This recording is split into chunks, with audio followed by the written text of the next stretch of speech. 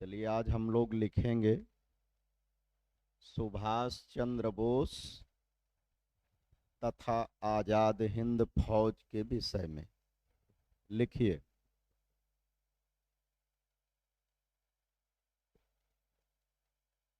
हम्म, कल हमने हेडिंग डलवाया था, आज लिखिए। सुभाष चंद्र बोस का जन्म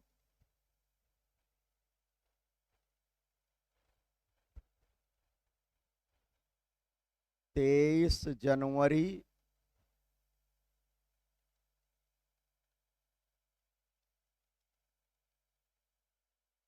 1897 को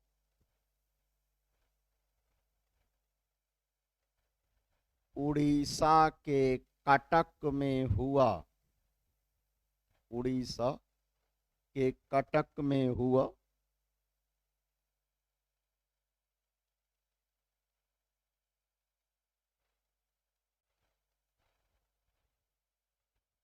अगला फैक्ट, इन्होंने 1920 ईस्वी में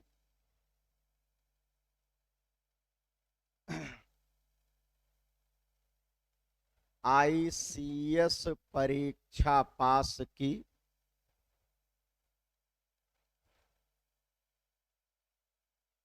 जिसमें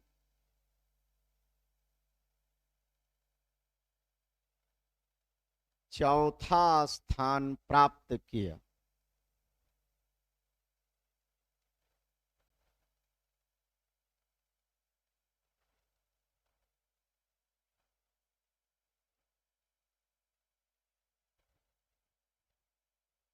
लेकिन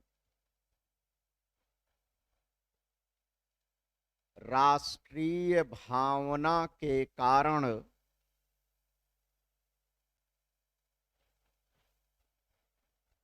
त्याग पत्र दे दिया।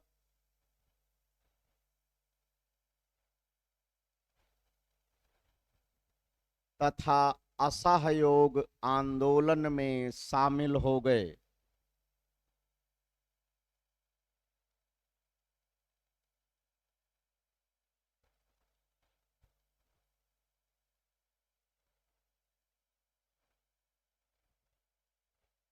अगला फैक्ट, 1921 ईस्वी में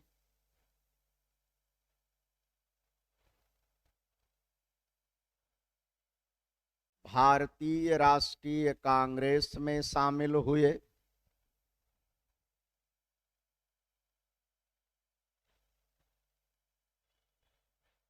तथा चित्तरंजन दास को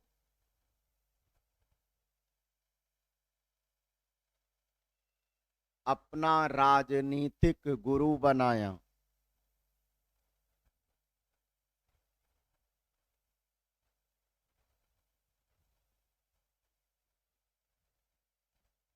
अगला फैक्ट,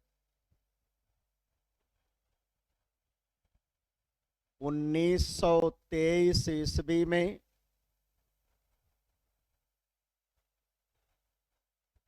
कोलकाता के मेयर चुने गए।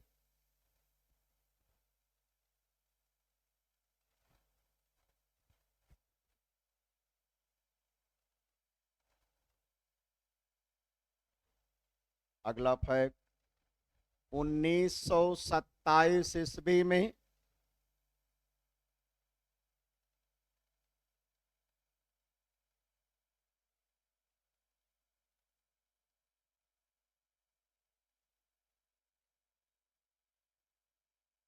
इंडिपेंडेंस लीग की स्थापना की।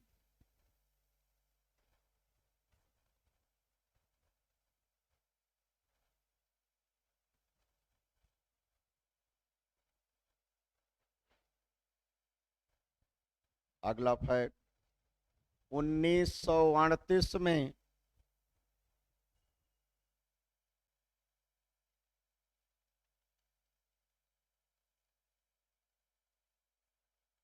कांग्रेस के अध्यक्ष रहे।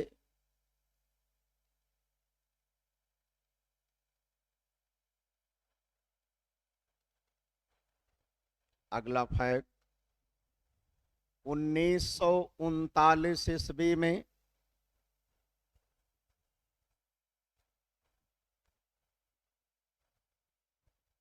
भारतीय राष्ट्रीय कांग्रेस से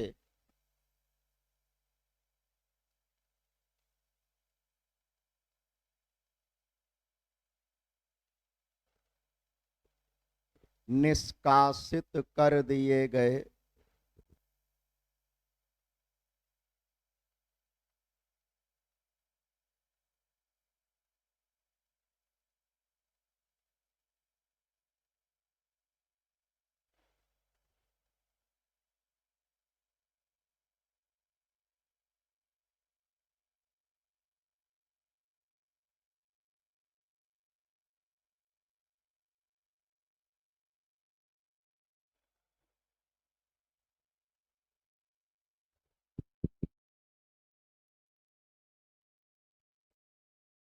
आवाज तो अब आने लगी लेकिन बंद हो जा रही है।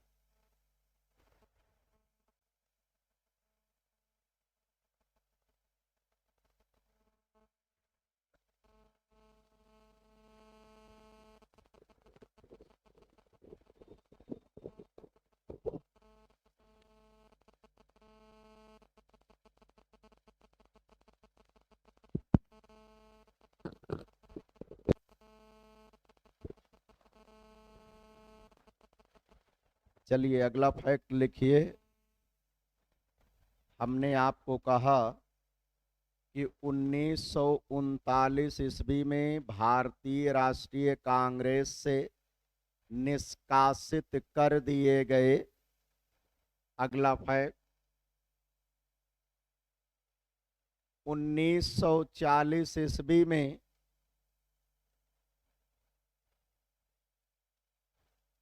सरकार ने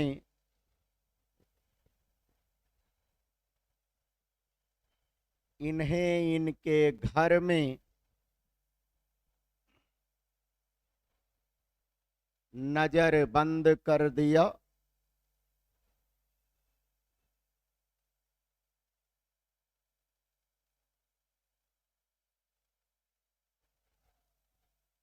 अगला फैक्ट, 1941 ईस्वी में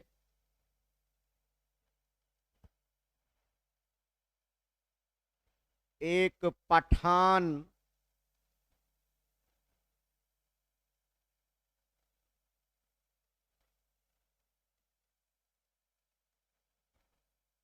जियाउद्दीन, एक पठान जियाउद्दीन का भेष बनाकर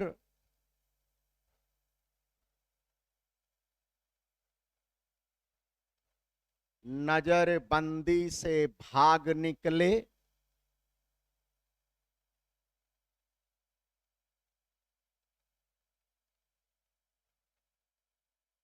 पूर्ण विराम उसी में आगे कोलकाता तथा पेशावर होते हुए, पेशावर होते हुए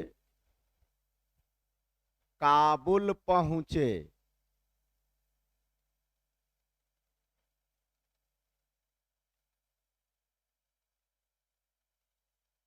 अगला फैक्ट, काबुल में इटालियन नागरिक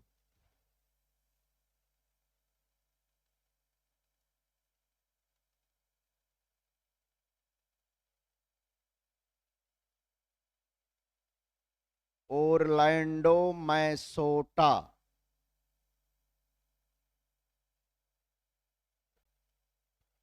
ओरलैंडो मैसोटा नाम से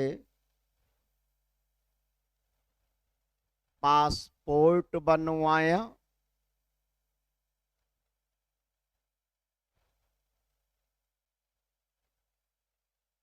काम जर्मनी पहुंच गए।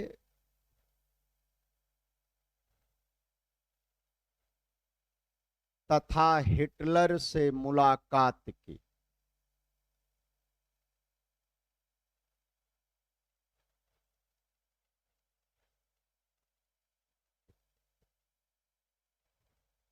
अगला फैक्ट, जापान की सेना के समक्ष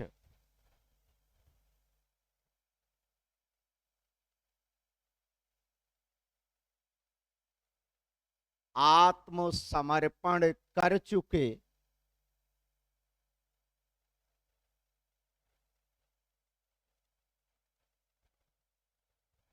ब्रिटिश भारतीय सैनिकों को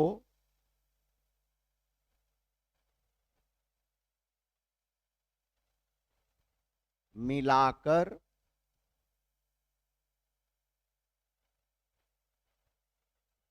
कैप्टन मोहन सिंह ने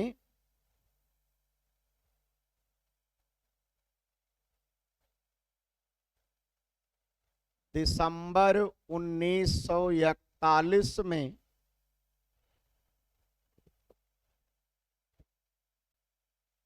मलाया में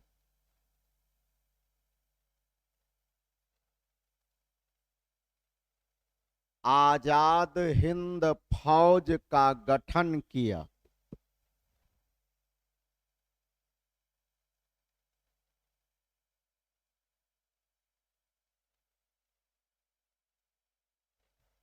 अगला फैक्ट,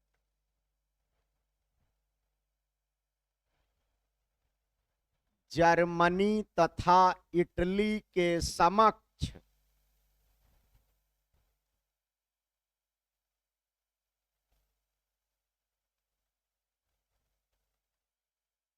आत्मसमर्पण कर चुके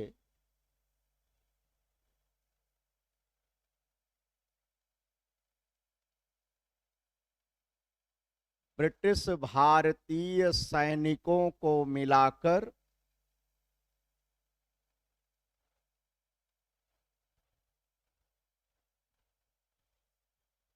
सुभाष चंद्र बोस ने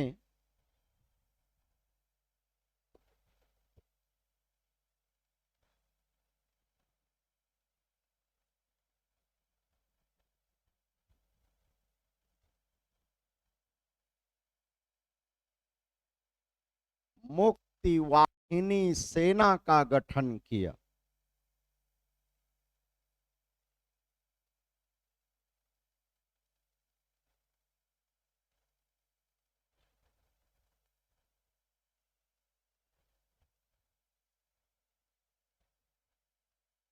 अगला फैक्ट, 7 जुलाई 1943 को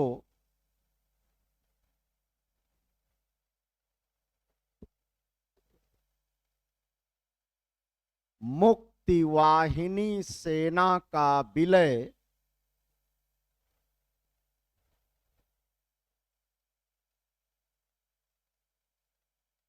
आजाद हिंद फौज में करके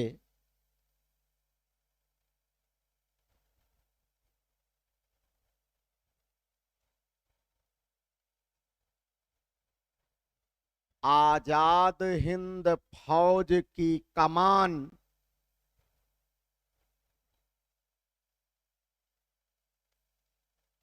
सुभाष चंद्र बोस को सौंप दी गई।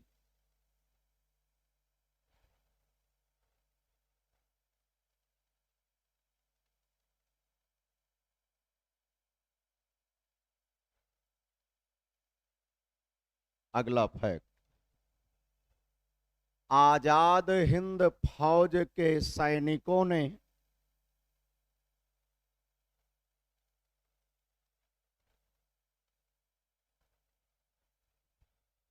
सुभाष चंद्र बोस को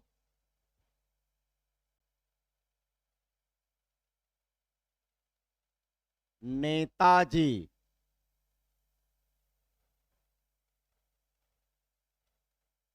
की उपाधि दी।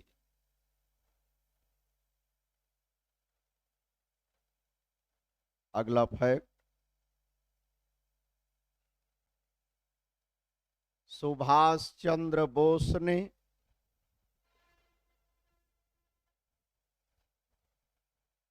आजाद हिंद फौज में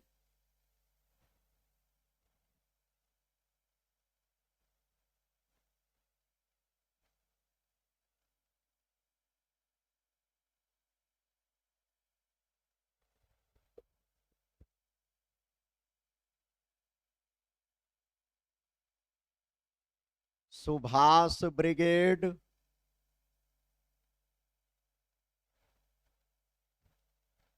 गांधी ब्रिगेड,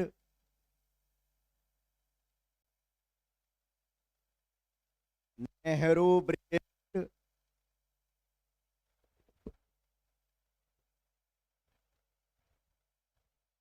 तथा महिला सैनिकों की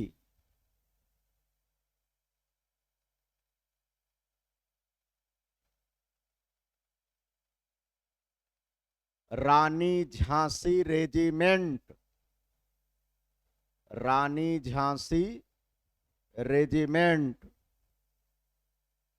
का गठन किया।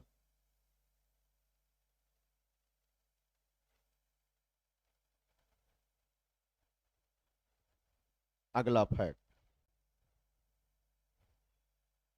सुभाष चंद्र बोस ने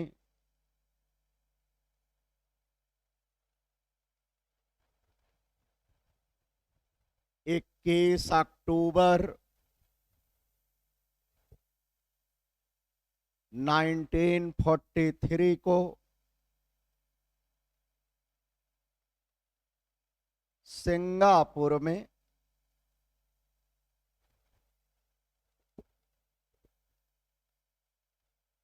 आजाद हिंद सरकार का गठन किया,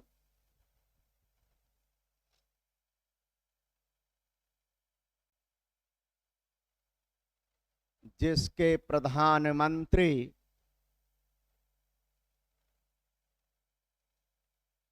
सुभाष चंद्र बोस थे।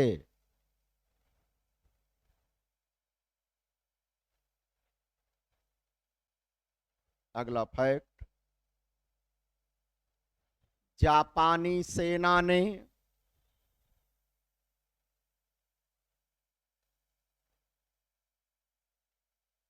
अंडमान निकोबार द्वीप समूह को जीतकर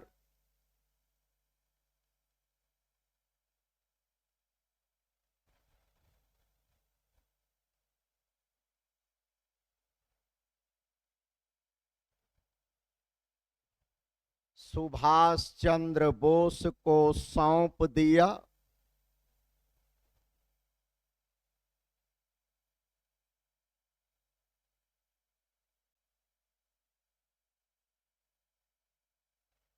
सुभाष चंद्र बोस ने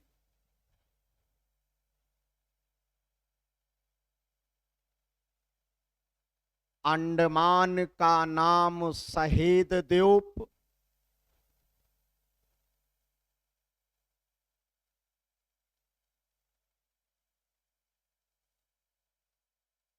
तथा निकोबार का नाम स्वराज द्वीप रखा।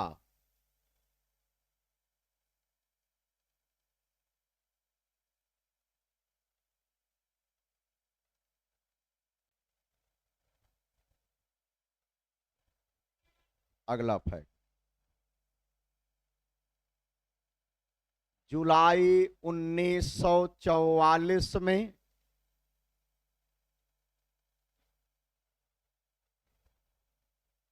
सुभाष चंद्र बोस ने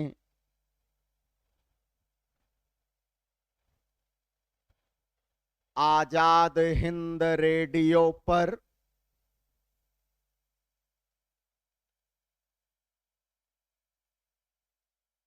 बोलते हुए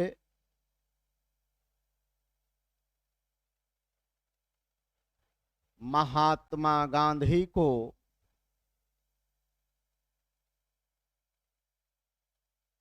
राष्ट्रपिता कहकर संबोधित किया।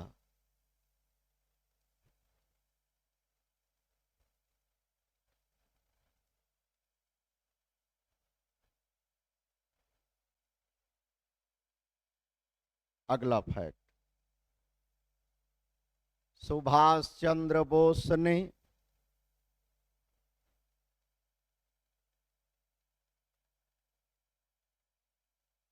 इनवर्टेड कामा में जय हिंद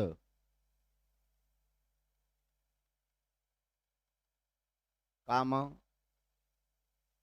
दिल्ली चलो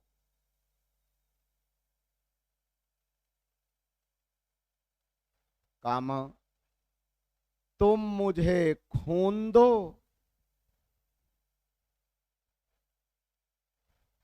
मैं तुम्हें आजादी दूंगा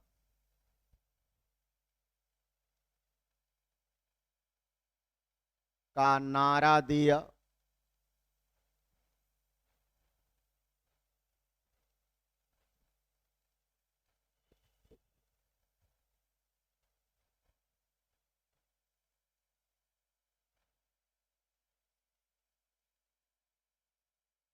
अगला फैक्ट,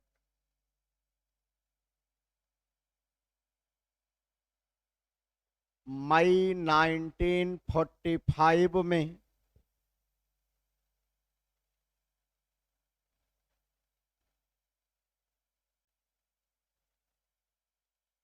जापानी सेना ने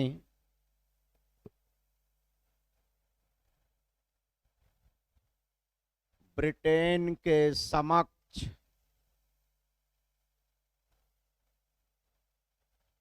आत्मसमर्पण कर दिया।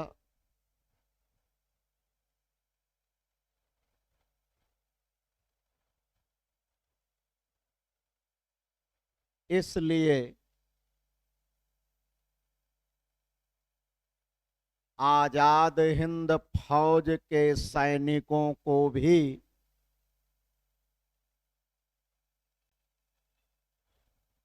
आत्मसमर्पण करना पड़ा।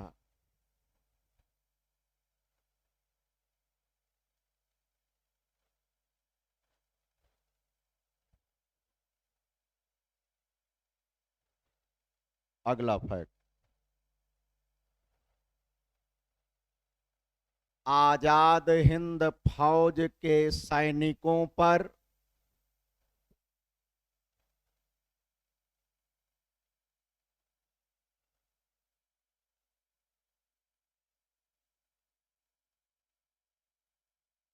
शपथ भंग का आरोप लगाकर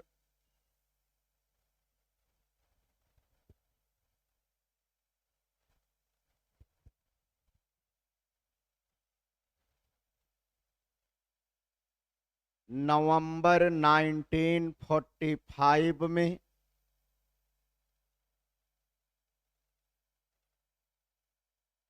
दिल्ली के लाल किले में मुकदमा चलाया गया।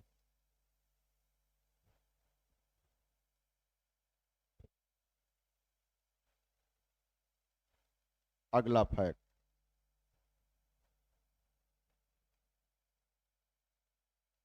भूला भाई देसाई की अध्यक्षता में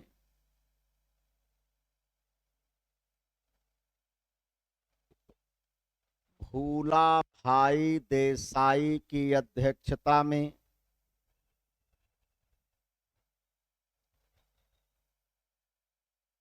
तेज बहादुर सप्रू, टीबी सप्रू हॉस्पिटल है ना, हाँ, तो तेज बहादुर सप्रू लिख लेंगे कामा कैलाश नाथ काटजू, केन काटजू इंटर कॉलेज देखे होंगे, कैलाश नाथ काटजू, अरुणा आसफ अली,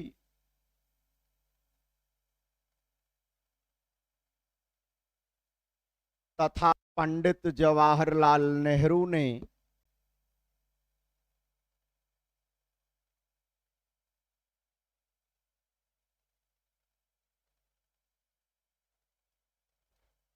सैनिकों के बचाव में वकालत की?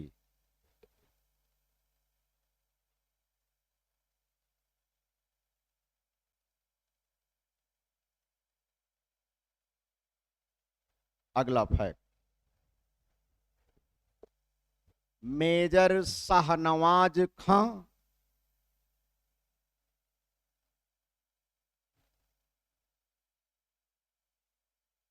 मेजर शाहनवाज खां, कामा कर्नल प्रेम सहगल,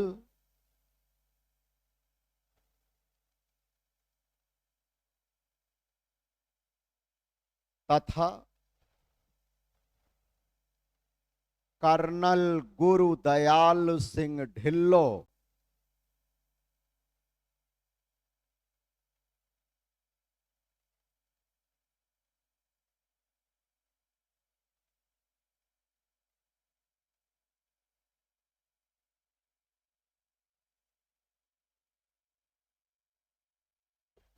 को फांसी सजा सुनाई गई, को फांसी की सजा सुनाई गई।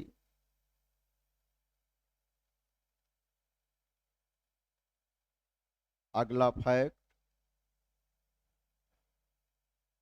सजा के विरोध में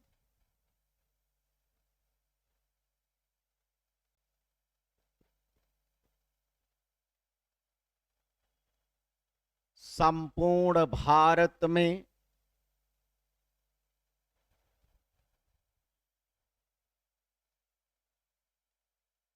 विरोध प्रदर्शन को देखते हुए विरोध प्रदर्शन को देखते हुए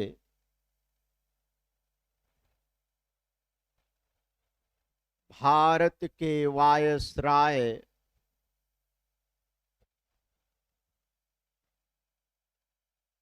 लॉर्ड बेबल ने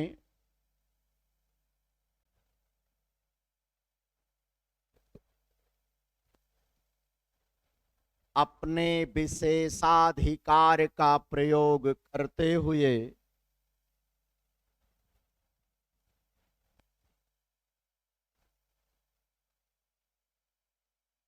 तीनों की सजा को माफ कर दिया।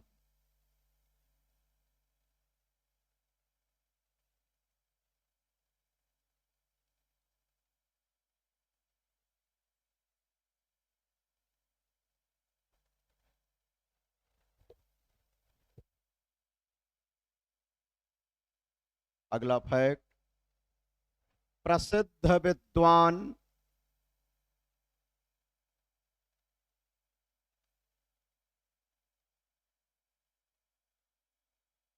क्या लिखा हूं, ह्यू टोए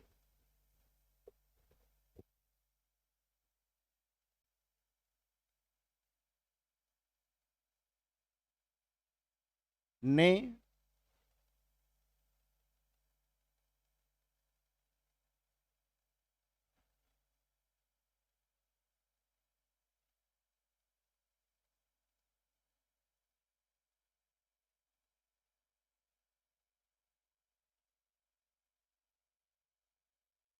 the spring tiger the springing tiger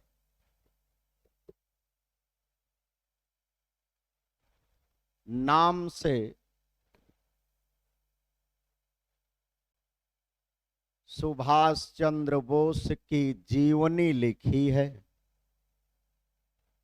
Subhash Chandra Bose की जीवनी लिखी है।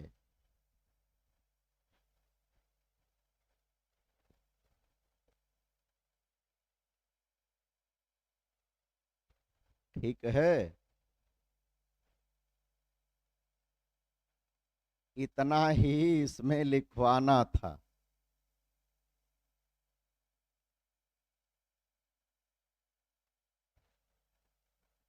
अब आप लोग हेडिंग बनाएंगे।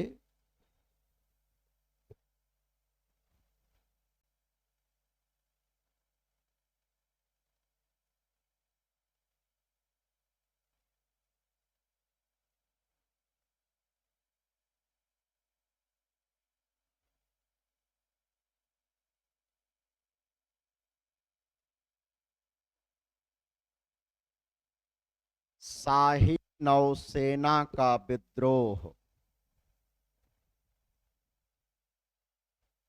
1946।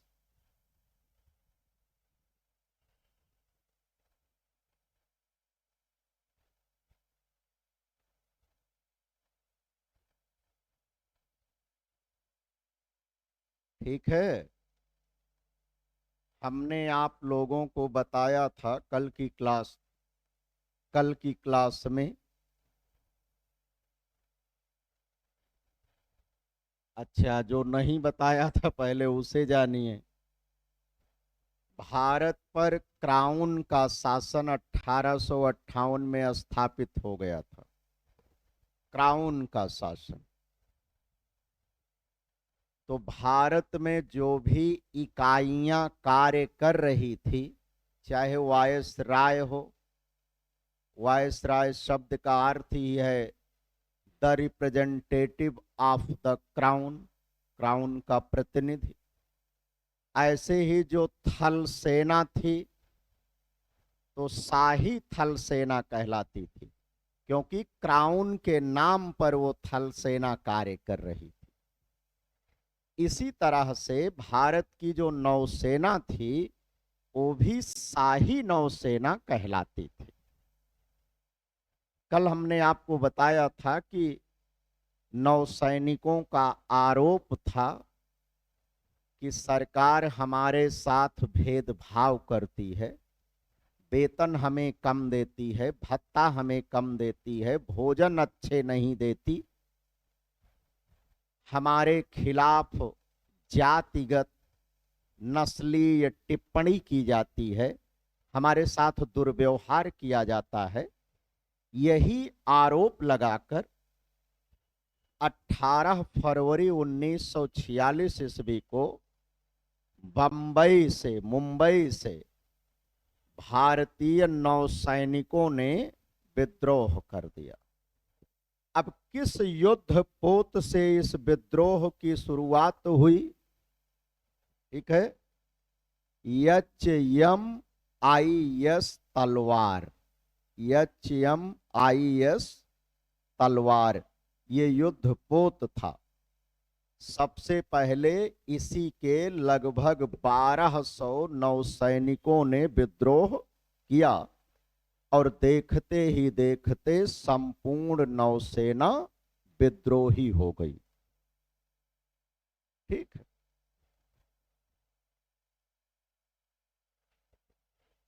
विद्रोही नौसैनिकों ने अपने युद्ध पोतों से ब्रिटिश यूनियन जैक को उखाड़ फेंका। कांग्रेस, मुस्लिम लीग और कम्युनिस्ट पार्टी का संयुक्त झंडा लगा दिया। अंततः मोहम्मद अली जिन्ना और सरदार वल्लभ भाई पटेल सामने आए।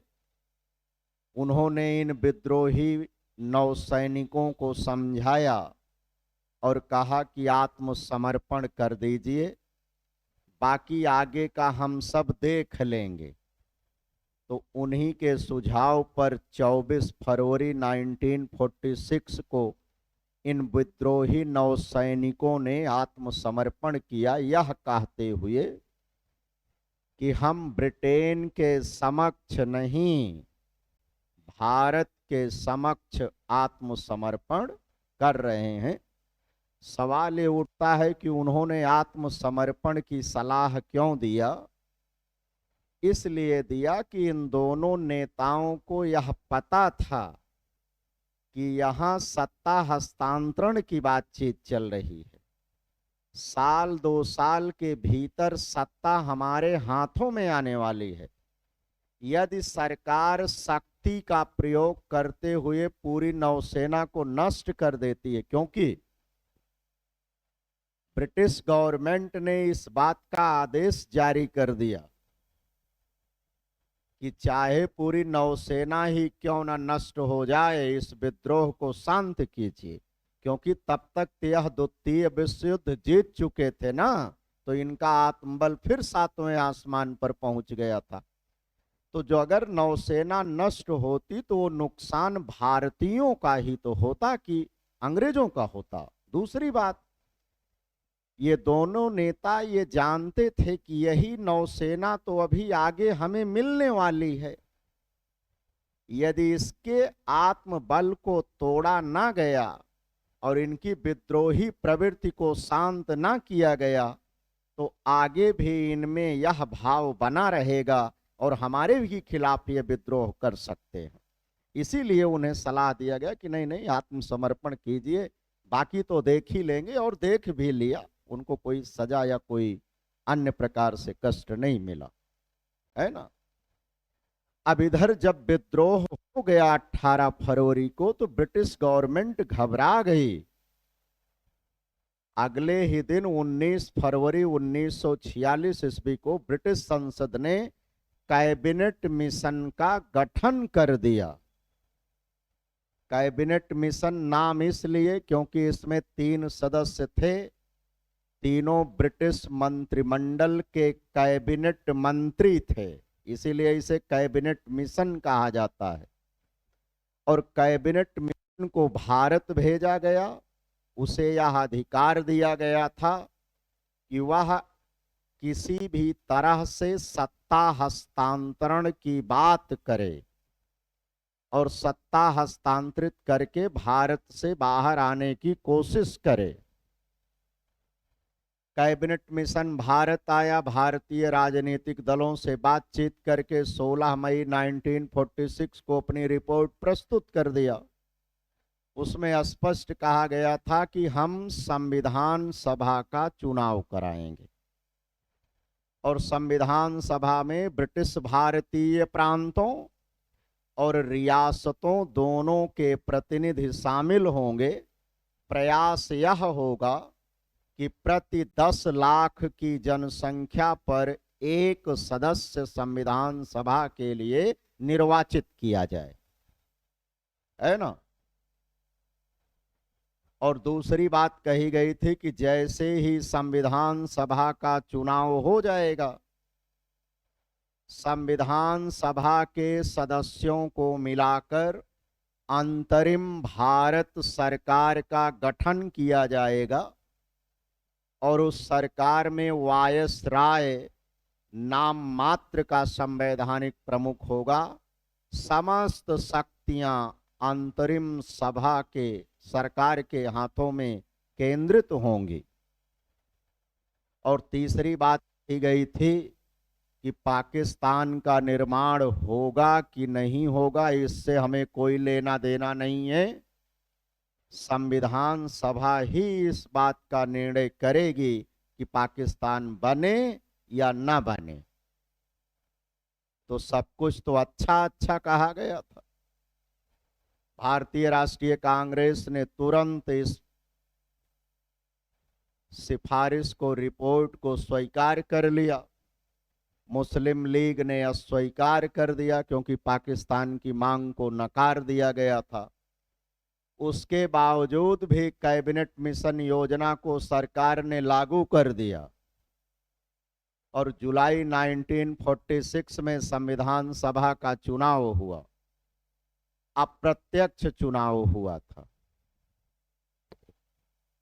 ब्रिटिश भारतीय प्रांतों की विधानसभाओं के विधायकों ने अपने मत का प्रयोग करके संविधान सभा के सदस्यों का चुनाव आनुपातिक प्रतिनिधित्व प्रणाली के आधार पर किया था और रियासतों के सदस्यों के नाम रियासतदारों ने प्रस्तावित किया था, उनमें कोई इलेक्शन नहीं हुआ था। अब संविधान सभा के चुनाव में कांग्रेस के 208 और मुस्लिम लीग के मात्र 73 सदस्य निर्वाचित हुए।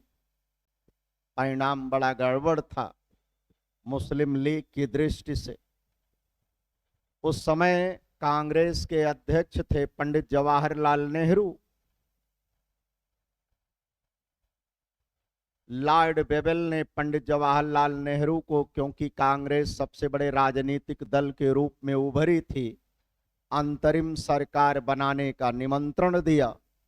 उन्होंने तुरंत निमंत्रण स्वीकार कर लिया। अगले ही दिन मोहम्मद अली जिन्ना से मिले, कहे भैया चलो सरकार बनाएं।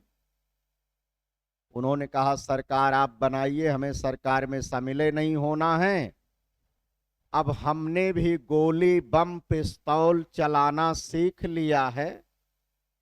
डायरेक्ट एक्शन के माध्यम से हम पाकिस्तान लेकर रहेंगे।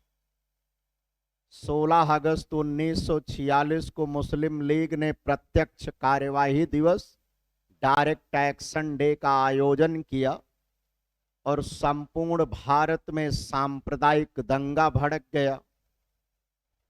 2 लाख से अधिक लोग मारे गए। उन सांप्रदायिक दंगों में सबसे ज्यादा बंगाल का नोआखाली नामक स्थान प्रभावित था, जहां अंततः पूरी सेना फेल हो गई थी। महात्मा गांधी के प्रयासों से शांति स्थापित हुई।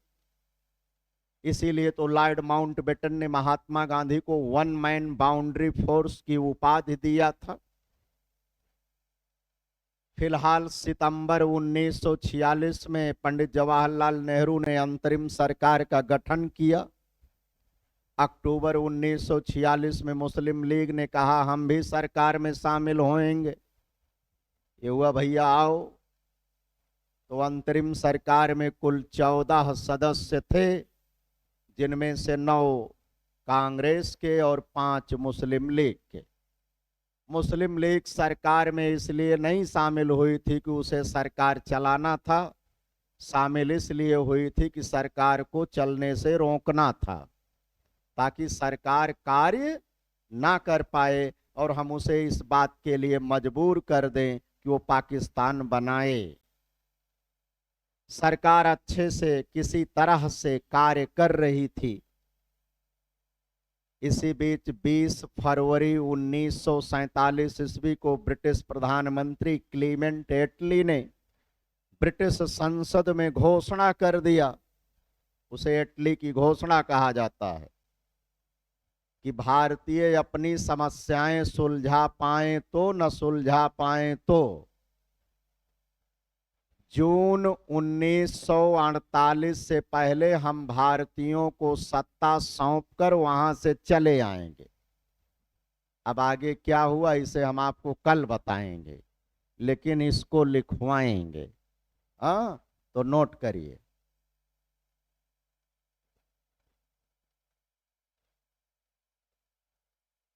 बोले शाही नौसेना का विद्रोह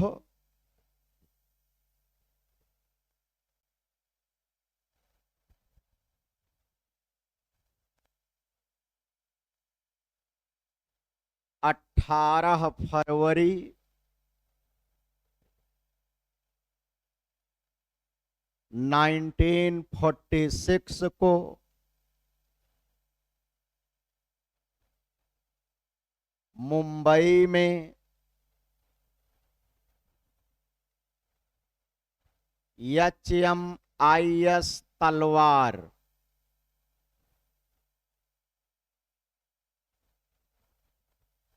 युद्धपोत के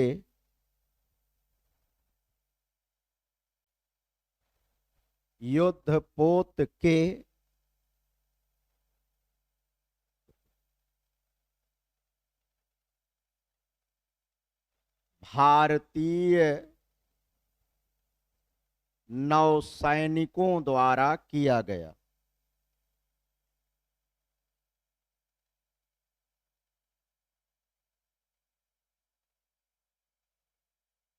वाक्य में आरंभ शब्द हमने नहीं लगाया था क्या? ऐसा करिए, वाक्य में थोड़ा सा संशोधन कर लीजिए। क्या मैं बोला था? शाही नौसेना का विद्रोह का आरंभ, शाही नौसेना का विद्रोह का आरंभ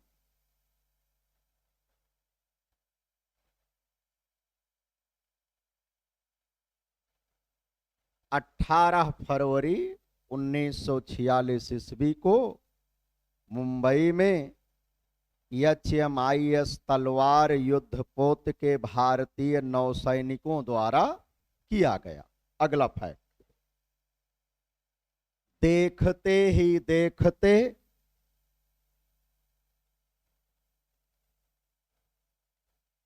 संपूर्ण नौसेना विद्रोही हो गई।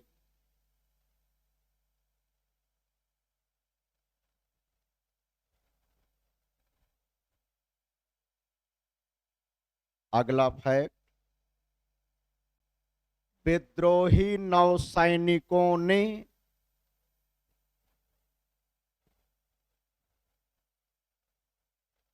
युद्धपोतों से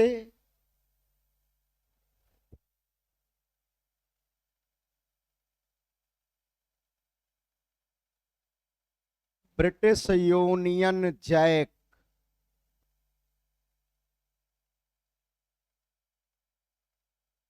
ब्रिटिश यूनियन जैक को उखाड़ फेंका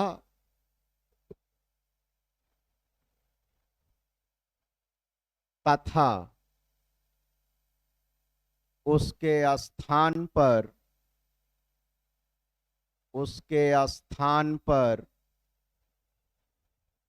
कांग्रेस, मुस्लिम लीग एवं कम्युनिस्ट पार्टी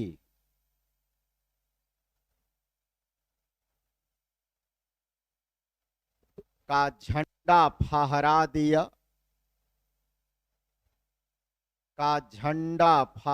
दिया।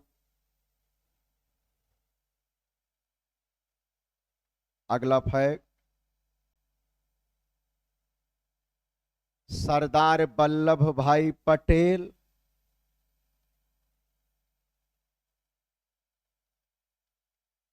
तथा मोहम्मद अली जिन्ना के सुझाव पर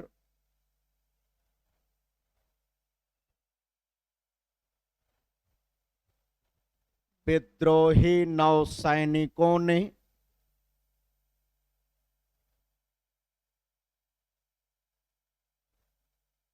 चौबीस फरवरी 1946 को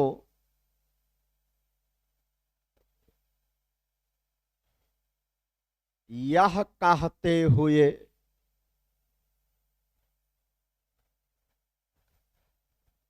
आत्मसमर्पण किया कि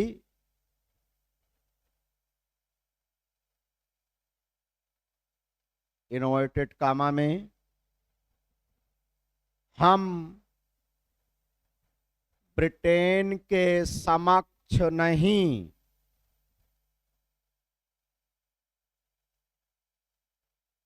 अपितु भारत के समक्ष आत्मसमर्पण कर रहे हैं।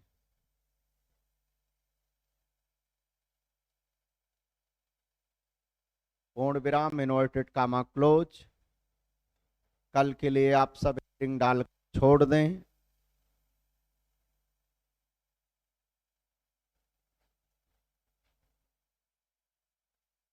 कैबिनेट मिशन योजना